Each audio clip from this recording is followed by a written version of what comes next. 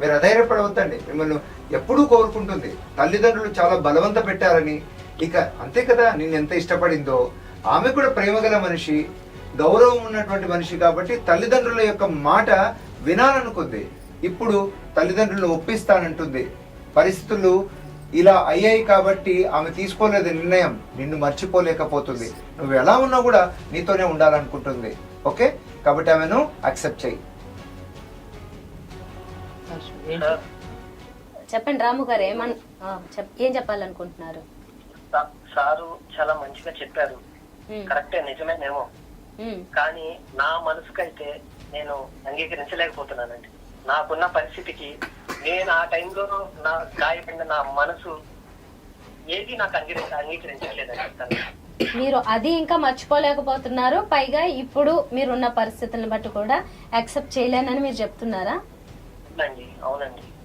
Okay, చాలా depression లో ఉన్నావు, నువ్వు చాలా మంచివాడివి.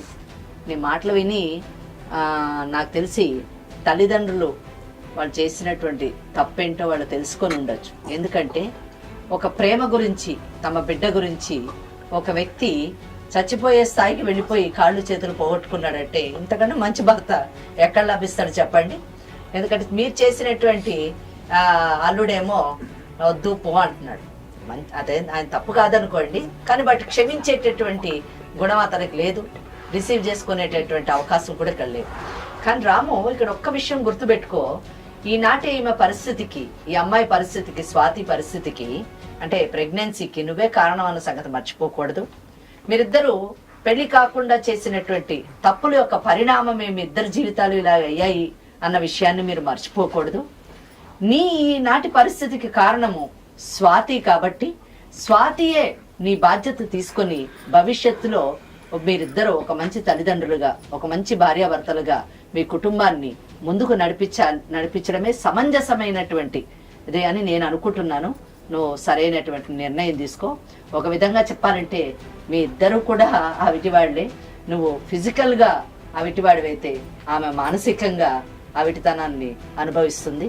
మీరిద్దరూ చక్కగా ఒకరినొకరు అర్థం చేసుకొని కనీసం ఈ విధంగానైనా ప్రేమకు సరైనటువంటి సమయం వచ్చింది అని మీరు ముందుకు వెళ్తే బాగుంటుందని నా అభిప్రాయం.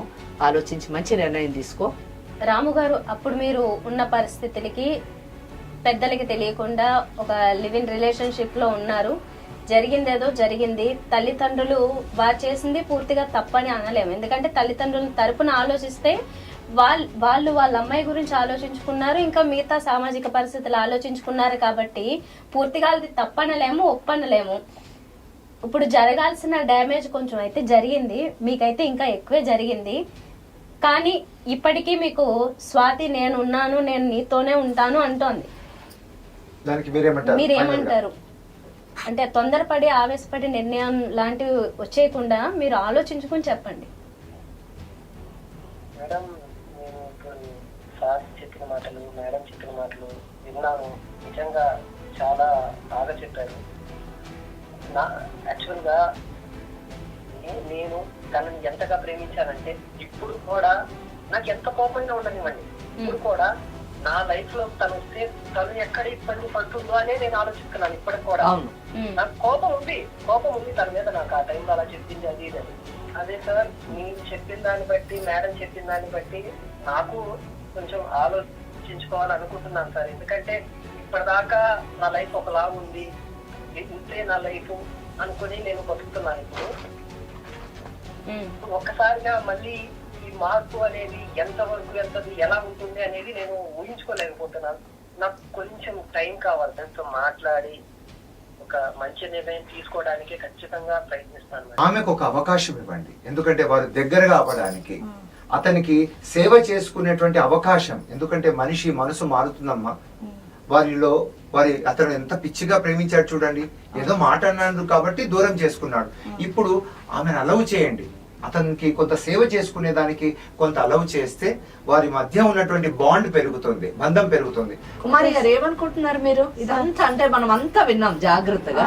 విన్న తర్వాత మీకేమనిపిస్తుంది సత్యబాబు గారు, కుమారి గారు? మేడం ఇంతకు ముందు నేను తప్పు చేశామని మా బిడ్డ జీవితం నాశనం అవును, అని మాకు ఒక ఫీలింగ్ కలుగుతుంది. కరెక్ట్. ఎందుకంటే అప్పుడు పరువు గురించి ఆలోచించాము, గురించి ఆలోచించాము. ఇప్పుడేమో పరువు పోతుంది అనుకున్నాం, ఇప్పుడు పరువు కాపాడుకోవాల్సిన పరిస్థితి. అవుతుందని అనుకోలేదు మేము. అప్పుడు ఏదో మంచిగా ఉంటది కదా, ఇట్లా జరుగుతుంది కాదనుకున్నాం.